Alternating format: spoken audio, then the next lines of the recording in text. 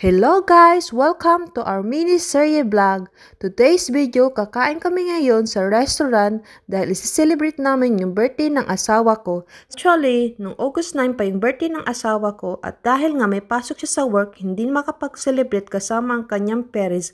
At ngayon pupunta kami ngayon sa restaurant para i-meet ang kanyang parents at kanyang kapatid. So ay nga guys, nakabacklist si Indies. At dahil summer na ngayon, kaya mainit na ngayon sa Germany. At ito naman asawa ko, di ko alam kung anong ginagawa niya sa kanyang dahil natatawa na lang ako pag siya'y nagbibideo. So ayan nga, nandito na kami sa restaurant at naghihintay ng aming orders. Ayan pala yung mama at papa at kapatid ni Max.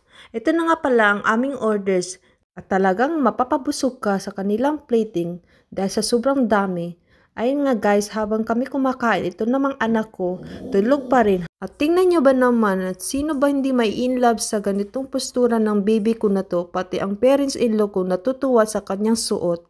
At nag-order na din kami ng ice cream at dahil sa sobrang init at ayan nga pauwi na rin kami. At itong parents-in-law ko, nag-aagawan kung sinong magpupus sa kay Leonard dahil nga talagang na-miss nila ang kanilang apo. At nandito na kami sa bahay. Aking parents-in-law at talagang natutuwa sila nang makita ang kanilang apo dahil bihira lang kami makapunta sa kanilang bahay. At dito kami nagtatambay sa kanilang terrace habang nag-uusap. At tingnan nyo ba naman sino hindi matutuwa sa kanilang mga tanim dahil marami silang mga berries na pananim at mga bulaklak dito sa kanilang terrace. Kaya gustong gusto ko talaga tumambay sa kanilang terrace at ayan tingnan nyo mga berries at may mga bunga. At yung mga bulaklak ng mga sunflowers at kung ano-ano pang sila mga pananim at meron din silang mga pang-salad at mga herbs. Ayan, tingnan nyo, ang daming mga berries. At nung kumakailan nga, itong biyanan ko nag-harvest ng mga teas dahil nga palapit na naman yung winter kaya nag-iipon na naman siya ng pangtsaa. Talagang masayang-masaya sila habang nilang kinakausap si Leonard. At ayan nga, nagpitas ng pananim itong biyanan ko para bigyan ako ng berries. Di rin kami nagtagal, umuwi na din kami dahil nga paggabi na, 8 o'clock na ng gabi.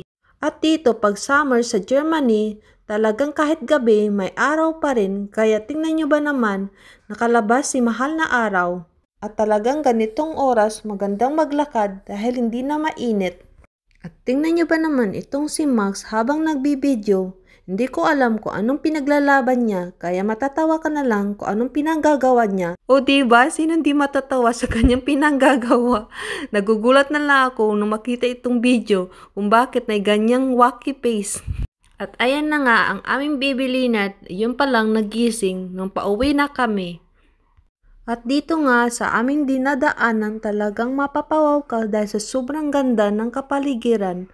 At minsan dito mga tao nagtatambay dahil nga sobrang ganda yung nature. At dito lang malapit yung kanilang bahay ng aking biyanan at aking manugang. Talagang itong anak ko pag nakalabas tuwang-tuwa.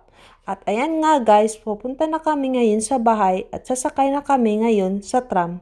At hindi nga kalayuan ang aming bahay sa bahay ng aking parents-in-law at sasakay pa kami ng bus pagkatapos nito.